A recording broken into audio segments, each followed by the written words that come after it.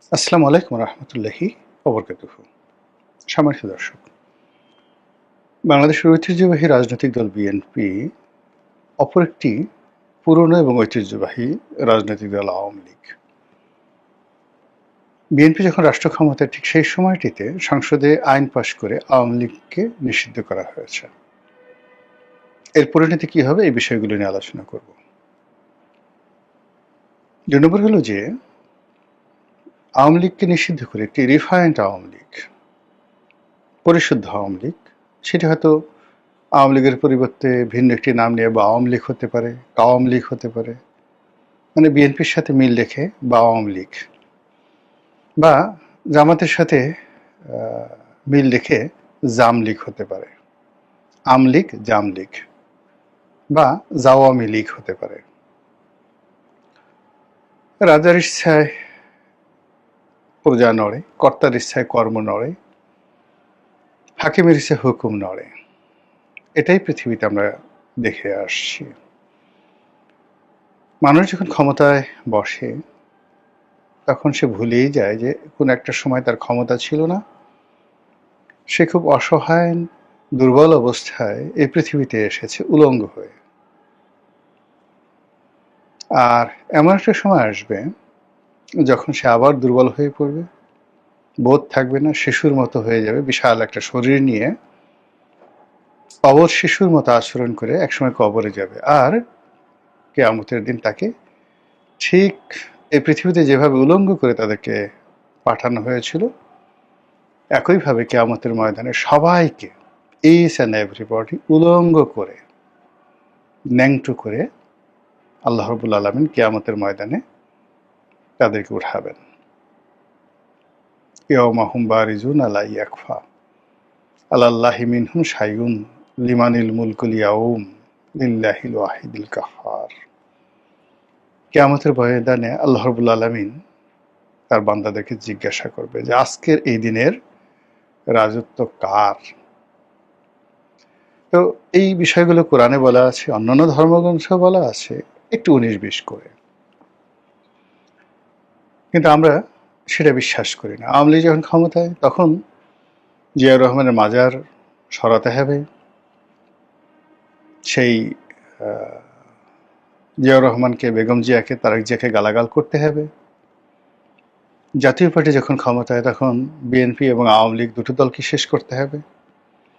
BNP যখন ক্ষমতায়, তখন জাতীয় পার্টি, আওয়ামী লীগ দুটো দলকে শেষ করতে হবে। এই ধারাবাহিকতা যখন চলছিল, এর মধ্যে একটা অবিস্মরণীয় বিপ্লব হয়ে গেল। সেই বিপ্লবের সময়টি তো যে ঘটনাটি ঘটেনি, সেটি গণতান্ত্রিক নামধারী বা গণতন্ত্রের বেশধারী বর্তমান বিএনপি সরকার, সেই জমানাতে আওয়ামী লীগকে নিষিদ্ধ করা হলো। ভালো কথা। এখন আওয়ামী লীগকে নিষিদ্ধ করে আওয়ামী লীগকে কি শেষ করে দেওয়া যাবে? দুটো উদাহরণ দিলে বুঝতে পারবেন যে যে সংগঠনগুলো, যেমন ধরেন আইএস, নকশাল, আল কায়েদা, যাদের জীবনটা শুরু হয় যাকে বলা হয় সন্ত্রাসী কর্মকাণ্ড দ্বারা, হত্যা দ্বারা, গুম দ্বারা, যেমন পূর্ব বাংলার সর্বহারা পার্টি আমাদের দেশে, এই সংগঠনগুলো নিষিদ্ধ করা যায়। নিষিদ্ধ করলে তারা আবার গড়ে উঠবে, এরকম ঘটনা পৃথিবীতে নেই। সেই অর্থে আওয়ামী লীগ কি আন্ডারগ্রাউন্ডের কোনো নিষিদ্ধ সংগঠন কিনা, জেএমবি কিনা, হরকাতুল জিহাদ কিনা? এটা হলো প্রথম প্রশ্ন। কোনো রাজনৈতিক দলকে কখনো নিষিদ্ধ করে নির্মূল করা যায়নি। যেমন আমাদের দেশে কয়েকটি বড় বড় রাজনৈতিক দল নির্মূল হয়ে গেছে। মুসলিম লীগ নির্মূল হয়ে গেছে, খেলাফতে রব্বানি নির্মূল হয়ে গেছে, কৃষক শ্রমিক প্রজা পার্টি যেটা করেছিলেন সেটা বাংলা ফজলুল হক নির্মূল হয়ে গেছেন। নির্মূল না ঠিক, সেই দলগুলোর অস্তিত্ব নাই। নির্মূল মানে কাউকে একেবারে মূল থেকে টেনে ছুঁড়ে ফেলে দেওয়া, নট লাইক দ্যাট। মানে এই দলগুলো ভ্যানিশ হয়ে গেছে। তারপর খেলাফতে রব্বানি পার্টি, তারাও বিলুপ্ত হয়ে গেছে। মাওলানা আব্দুল হামিদ খান ভাসানীর এত বড় দল, জাসদ বেশ কয়েকটা ভাগে বিভক্ত হয়ে নিবু নিবু করছে। কমিউনিস্ট পার্টির যে বিশাল দাপট, সেটি এখন কোনো মতে ধুকধুক করে জ্বলছে। অন্যদিকে বাসদ সহ অন্যান্য ছোট ছোট যে সকল দল আছে তাদের অবস্থা বেশি একটা ভালো নয়। তো আমি যতটুকু পড়েছি সেটা হলো যে কখনো নেতৃত্ব সংকটে, কখনো পলিটিক্যাল যে তাদের যে ধ্যান ধারণা চিন্তা চেতনা এগুলোকে জনগণ আর গ্রহণ করতে চায় না। কখনো সমাজের বিবর্তন হয়, কখনো পরিবর্তন হয়, সেই পরিবর্তনের সঙ্গে রাজনৈতিক দলগুলো তাদের যে আইডিওলজি চিন্তা চেতনা কর্ম ইত্যাদি একত্র না করার কারণে অনেক রাজনৈতিক দল সারা দুনিয়াতে বিলুপ্ত হয়। আওয়ামী লীগ সেরকম অবস্থায় পড়েছে, যদি না হয় আওয়ামী লীগ বিলুপ্ত হবে না। আর আওয়ামী লীগ যদি নিজেদেরকে মনে করে যে না তারা সর্বজ্ঞানী এবং পরিবর্তিত পরিস্থিতির সঙ্গে এই যে একটা নতুন জেনারেশনে এসছে, এই যে একটা নতুন পরিস্থিতির সৃষ্টি হয়েছে, নতুন একটা এনভায়রনমেন্ট তৈরি হয়েছে, এটার সঙ্গে সামঞ্জস্য যদি আওয়ামী লীগ করতে না পারে, আওয়ামী লীগকে নিষিদ্ধ করতে হবে না, আওয়ামী লীগ এমনি নিষিদ্ধ হয়ে যাবে বা বিলুপ্ত হয়ে যাবে। অন্যদিকে যদি রাষ্ট্রের সর্বশক্তি নিয়োগ করে আরও দুনিয়ার অনেকগুলো রাষ্ট্রকে একত্র করা হয়, সবাই মিলে যদি চেষ্টা করে, তবু আওয়ামী লীগকে নিষিদ্ধ করা যাবে না যদি এটির নেতৃত্ব থাকে, এটির রাজনৈতিক যে আদর্শ সেটি থাকে, এটির অ্যাডাপশন ক্ষমতা থাকে, এটির রিনোভেশন ক্ষমতা থাকে, তাহলে এটি টিকে যাবে বেটার দ্যান বিফোর, আগের চাইতে, অন্য যে কোনো সময়ের চাইতে।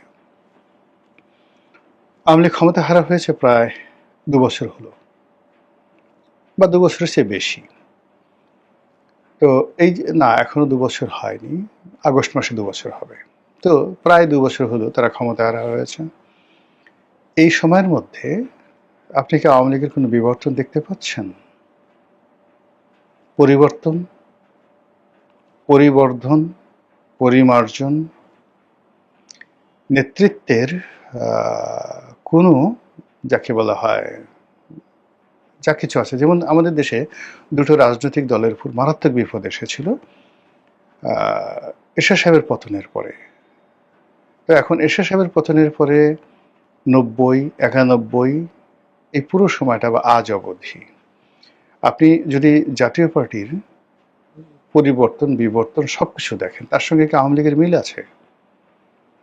যদি না থাকে তাহলে আওয়ামী লীগের অস্তিত্ব সংকটটা কোন জায়গায় গিয়ে পৌঁছবে? This is one. দ্বিতীয়ত হলো বিএনপির উপর বহুবার যাকে বলা হয় বিপদ আপদ বালা মুসিবত এসছে। জিয়া রহমানের মৃত্যুর পর, প্রেসিডেন্ট সত্তারের ক্ষমতাচ্যুতির পর, এরশাদ জমানায় ক্ষমতা লাভের পর, এরপর 1/11, এই সুদীর্ঘ সময়ে বিএনপি কি করেছে? বেগম জিয়া কি করেছেন, তারেক জিয়া কি করেছেন, মির্জা ফখরুল কি করেছেন, আগের যারা নেতৃবৃন্দ ছিলেন তারা কি করেছেন, আর আওয়ামী লীগ এখন কি করছে? এরকম একটা পরিস্থিতিতে যেমন তারেক রহমান সাহেবকে একেবারে রীতিমতো প্রোটোকল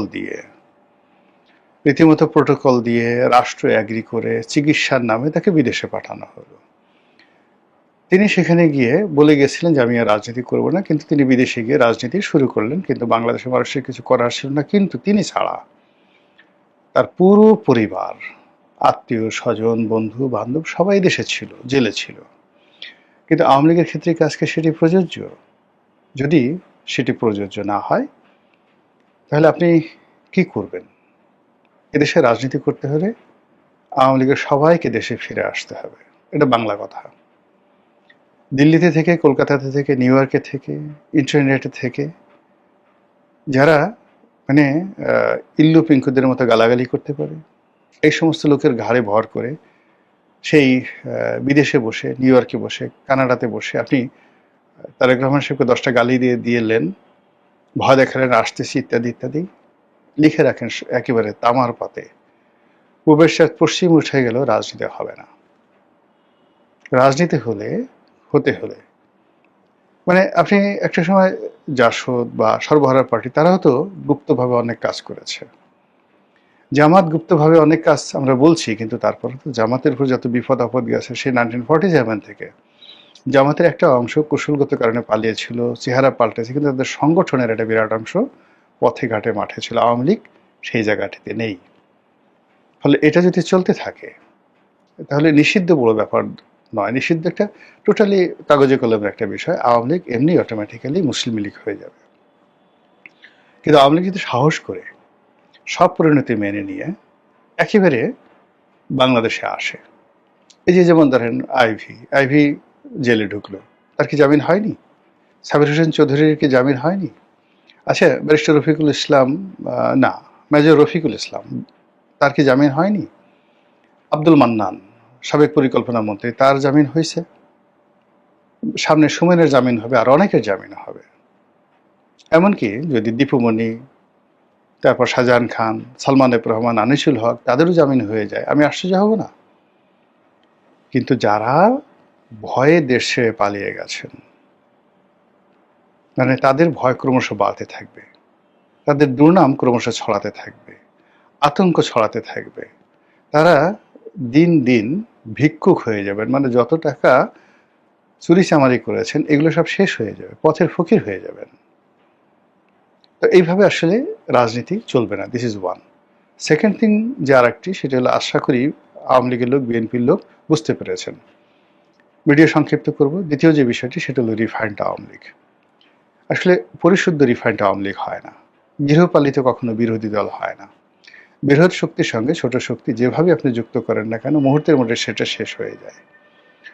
আওয়ামী লীগের সঙ্গে এভাবে যারা দাবিদারি করার চেষ্টা করেছে, জাতীয় পার্টি, হাসানুল হক ইনু, রাশেদ খান মেনন, মঈনুদ্দিন খান বাদল, এই সমস্ত লিজেন্ড বড় বড় নেতা, তাদের দল, রাজনীতি, ব্যক্তিত্ব সব শেষ হয়ে গেছে। সেই তুলনায় বর্তমান সরকারের সঙ্গে যারা মানে তেলবাজি করছেন, যারা সরকারের পার্ট হয়েছেন, তারা মানে যদি একজন আপনি হাসানুল হক ইনুর বর্ণাঢ্য ক্যারিয়ার ধরেন, সেই তুলনায় এখন এই সরকারের সাথে যারা আছেন তারা অবোধ শিশু, দুধ দাঁত উঠে না এখন অনেকের।